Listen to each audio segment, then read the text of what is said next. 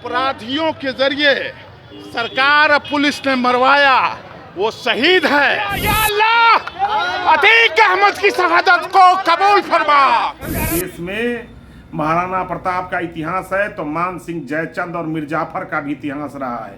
तो ये कुछ लोग जो है उसी टाइप के इतिहास वाले लोग हैं। अतीक आर्मी का मामला यूपी का है, यूपी की सरकार समझे, यूपी के लोग समझे। हमारे यहाँ मुख्यमंत्री नीतीश कुमार हैं जिनका लॉ एंड ऑर्डर बेहतरीन है, उससे जब मुख्यमंत्री हमें पूरे हिंदुस्तान में हमको। नमस्कार, टाइम्स ऑफ स्वराज में आप सबों का स्वागत है। मैं हूं संतोष सिंह और हम आज टाइम्स ऑफ स्वराज में बात कर रहे हैं अतीक अहमद की हत्या को लेकर। आज पटना में ईद के आखिरी नमाज के मौके पर जिंदाबाद का नारा लगा है, मतलब शहीद हो अमर हो का नारा लगा है और जोगी और मोदी का मुर्दाबाद का नारा लगा है। स्वाभाविक है कि इस तरह के नारा की वजह से बीजेपी जिस नैरेटिव की राजनीति को बढ़ाना चाहती है देश में, उसको बल मिलता है। जरा देखिए किस तरीके से नारेबाजी हो रही है और नाराबाजी करने वाले क्या कह रहे हैं। जरा इनकी बात को सुनिए, फिर हम आगे चर्चा करेंगे।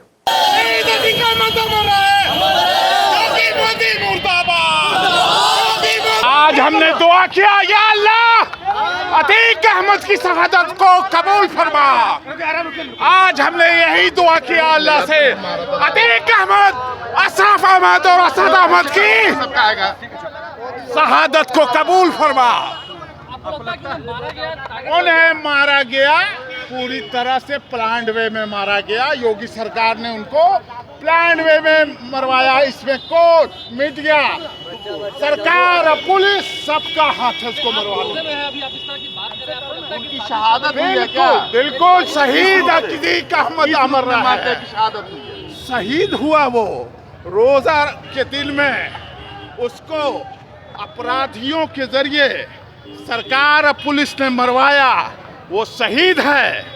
पूरे दुनिया के मुसलमानों के नजर में वो शहीद हो गया। आपका पूरा नाम क्या लिखते सर?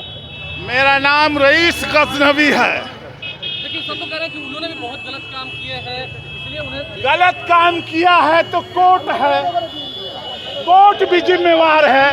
कोर्ट ने रिमांड दिया था, पुलिस ने कोर्ट में लिख के दिया था, उनकी सुरक्षा का जिम्मेवारी लिया था। कोर्ट भी जिम्मेवार है, उनको सजा होता फांसी पर चढ़ा दिया जाता, हम लोग कुछ नहीं बोलते।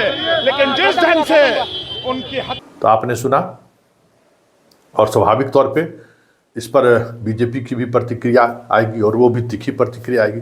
तो जरा सुनिए बीजेपी प्रवक्ता अरविंद सिंह क्या कह रहे हैं। भाग्य है राजद के नेताओं के मानसिकता पर, तरस आता है। जाकी रही भावना जैसी, प्रभु मूरत देखी तीन तैसी। जो जम्मू कश्मीर में जो शहीद हुए हैं हमारे जवान, उनके प्रति एक शब्द भी संवेदना का नहीं, कोई श्रद्धांजलि नहीं। सीधा जो है वोट के लिए केंद्र सरकार ने पुलवामा जैसी घटना की। दुर्भाग्य है राजद के नेताओं पर, उनके मानसिकता पर तरस आती है। ऐसे विकृत सोच के नेताओं और मानसिकताओं पर बोलना भी गुनाह है। शर्म आता है ऐसे नेताओं पर बयान देना। जो देश के सैनिकों का नहीं हो सकते हैं, वो देश का क्या होंगे। ये कुर्सी के लिए कुछ भी बेचने वाले लोग हैं। इस देश में महाराणा प्रताप का इतिहास है तो मान सिंह, जयचंद और मिर्जाफर का भी इतिहास रहा है। तो ये कुछ लोग जो है उसी टाइप के इतिहास वाले लोग हैं, तो इन पर कुछ बोलना उचित नहीं होगा। ये सरकार अपराधी और भ्रष्टाचारी को संरक्षित कर रहा है। आज आतंकवादी, अपराधी, उग्रवादी कभी शहीद नहीं हो सकता। शहीद वो है जो राष्ट्र के हित में, समाज के हित में काम कर करके अपराधियों के गोलियों का शिकार जो रहा है, वो शहीद है। और जो लोग इस तरह के नारा लगवा रहे हैं और जो घड़ियाली आंसू बहा रहे हैं कि पुलिस के संरक्षण में कैसे अपराधियों की हत्या हुई, उन कायरों से पूछना चाहते हैं कि इंदिरा गांधी और राजीव गांधी पुलिस के कस्टडी में कैसे मारा गया। उस समय संविधान की हत्या नहीं हुई थी और आज अपराधी मारा जाता है तो कलेजा फट रहा है और अपराधियों को शहीद का दर्जा देना चाहते हैं। धिक्कार है इसी सरकार को। इस सरकार का पतन सुनिश्चित है, कोई नहीं रोकेगा। प्रतिक्रिया आपने सुनी, लेकिन शाम ढलते ढलते जदयू ने भी कुछ इसी अंदाज में हमला बोला है बीजेपी पर। और उन तर्कों के सहारे जब यूपीए सरकार में किस तरीके से न्यूक्लियर डील के दौरान अतीक ने समाजवादी पार्टी के सांसद रहते हुए भी व्हिप के खिलाफ बीजेपी के साथ पार्लियामेंट में वोट किया था। और उस दौर में बीजेपी के जो यूपी के सांसद थे, जो यूपी के बाकी बड़े नेता थे, वो अतीक से इस डील को पार्लियामेंट तक साथ रहने के लिए उनसे मदद मांगी थी।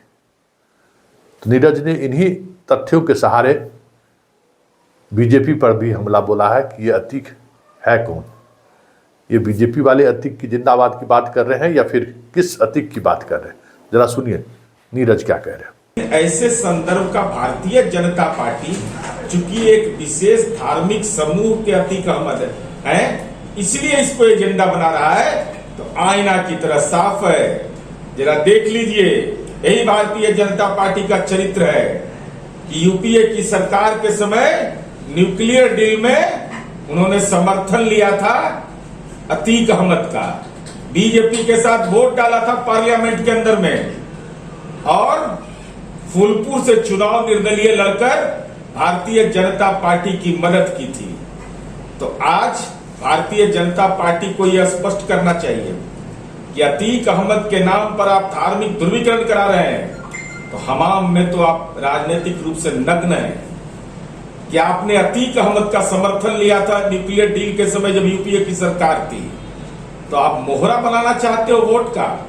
सच है कि तेरे दामन दागदार हैं, दामन पर इतने छींटे लगे हुए हैं कि बदनुमा दाग मिटने वाला नहीं। बीजेपी कह रही है कि सरकार के द्वारा जो है नारे लगाए गए हैं। तो ये किसके द्वारा किया गया है? सरकार तो गुनाहगार हो गई है। यही समर्थन जो लिए थे, अतीक अहमद का समर्थन कैसे पार्लियामेंट में लिए, तो वो तो बहुत नेता जिंदा है मार्गदर्शक मंडल में अभी है, तो उस पर कौन कार्रवाई करेगा?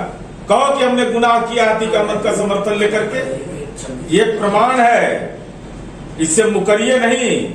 इसलिए नवजात जो भारतीय जनता पार्टी के नेता हैं, जो विभिन्न दल का परिक्रमा करके कोई टी का टिक्की रख करके राजनीति करते हैं, आईना की तरह देख लीजिए, नहीं तो मानहानि का मुकदमा मुझ पर करिए। हरिभूषण ठाकुर बचौल है, कह रहे हैं ऐसे लोगों को गोली मार देनी चाहिए। तो ये बेचारे जो यूपीए का जो न्यूक्लियर डील का समर्थन लिए थे बीजेपी के साथ, अतीक अहमद से कैसे रिक्वेस्ट करके वोट करवाए थे, उसमें बहुत नेता भी जिंदा है। तो उस सबका कौन, उस सबको गोली कौन मारेगा?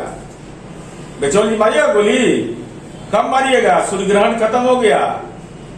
आपकी पार्टी के ने समर्थन लिया है, जिस पार्टी का झुनझुन्ना लेके आप बजा रहे हैं, तो गोली मारने का कौन? क्योंकि गोली मारने की संस्कृति आपकी हो सकती है, हम तो वाणी की गोली ऐसा मारेंगे और तर्क की गोली मारते हैं कि घायल हो जाते हैं। लेकिन आपने गोली मारने का अगर ठेका लिया है तो हिम्मत है तो कल, नहीं तो आज से बयान वापस लो गोली मारने का।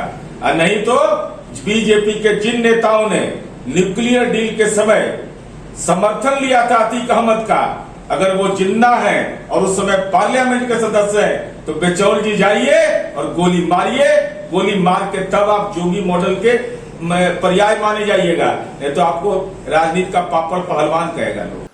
तो आपने नीरज का भी सुना।